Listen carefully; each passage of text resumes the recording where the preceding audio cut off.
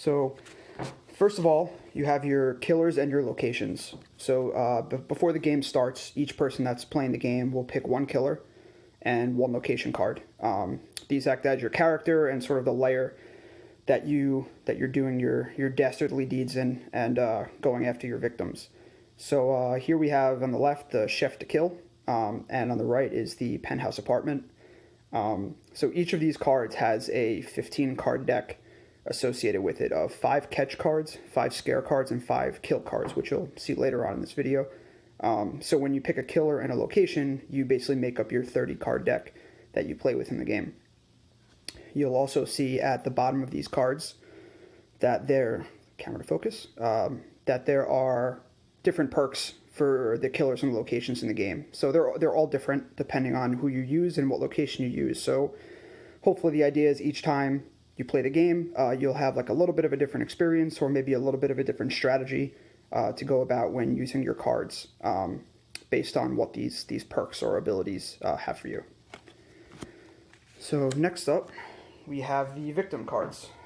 So the victims are the kind of the bread and butter of the game. The idea is that at the beginning of each round, players bid on victim cards. Each victim is kind of based around, victims you would see in different horror movies. So we have the janitor, scout leader, the fighter, cheerleader, stuff along those lines. And they all have different values of 1 to 5, 1 being the worst and 5 being the best. So the idea is that players or the killers would be betting on these victims to try and get the best possible victim and capture them to then use their deck on to try and kill, just like sort of a serial killer or horror movie villain would do. So there's a wide variety of these in here. Hopefully will be more as I keep working on the deck.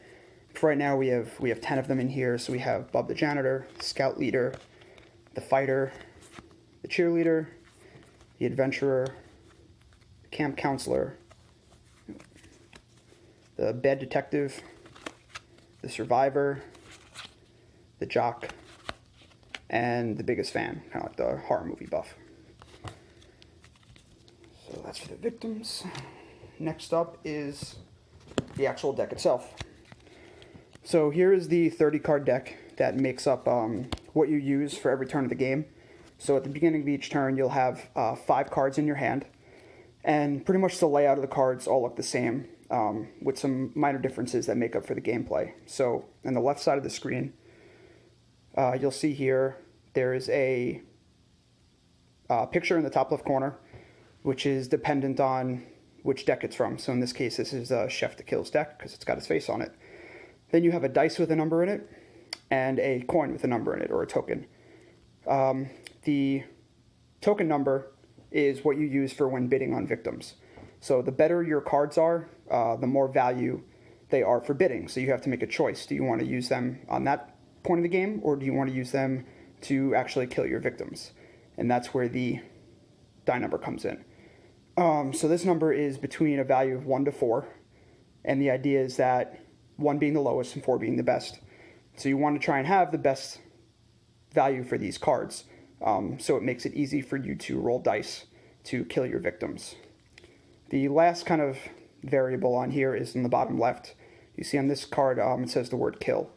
So the basic point of the game is to match up a catch card, a scare card, and a kill card with your victims. And that's what permits you to kill your victims. So you can see here's a scouting report, which is a catch card. Another catch card is charming, sort of so on and so forth. So they go down the list, and there'll be catch, scare, and kill cards in your deck. When you have all 3 in play, you add up the dice numbers that are there. So if you had a 4, 4, and 4, that would give you a total of 12, which then means you would roll dice and have a 12 or lower to roll, which in that case would just be an instant kill. So you can see here the idea is that you have to balance out which cards you want to use to kill your victims and which ones you want to use to bid on the victims. And that's sort of the choices that you'll make each turn of the game. And last but not least, we have the Creep Shop cards. So you can see here, Creep Shop on the back, that's Victor. He's the guy who runs the shop. And this is basically a place that the killers can go to buy some sort of more unique items or action cards that they can use against their opponents. The idea being, if you already have enough victims in play for your character, you might not have anything to spend your tokens or your coins on. So in this case, you can bring the equivalent of 5 tokens to the creep shop and basically draw a card from this deck. But like you can see here, you might get crappy cards, no pun intended, which is a Dookie, which has basically no value, as you can see. You can get things like action cards, where in this case you can bid with 3 cards instead of 2 on victims.